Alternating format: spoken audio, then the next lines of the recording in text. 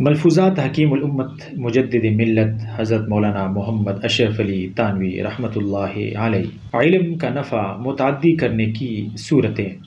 ارشاد فرمایا کہ ایک سبق علماء کو لینا چاہیے کہ علم کو فضل عظیم سمجھ کر حاصل کریں اور اس سے کوئی غرض دنیاوی نہ رکھیں، اور بعد تحصیل کے اس فضل عظیم کی پوری قدر کریں، اس کی حفاظت کریں، اس کو ضائع نہ کریں۔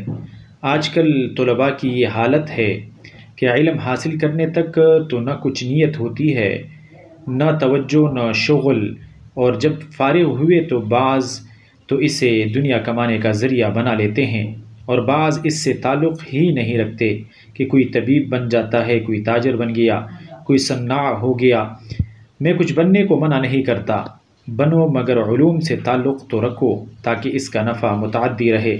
اور اس تعدیہ کی ایک خاص صورت یہ ہے کہ پڑھاتا رہے، اور ایک عام صورت ہے کہ وعظ کہتا رہے، جس کو آج کل علماء نے بالکل چھوڑ دیا اور اسی لیے اسے جہلاء نے لے لیا۔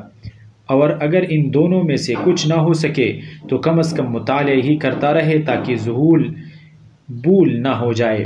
اور اگر اتفاق سے کسی کے لیے کسب کمائی کا ذریعہ بھی یہی علم ہو تو وعظ کو ذریعہ معاش نہ بناؤ، بلکہ کوئی کتاب تصنیف کرو، تدریس میں مشغول ہو اور اس سے معاش حاصل کرو۔ ویڈیو دیکھنے کے لیے بہت شکریہ۔ آپ ہمارے یوٹیوب چینل کو سبسکرائب کریں۔ بہت شکریہ۔ اللہ حافظ۔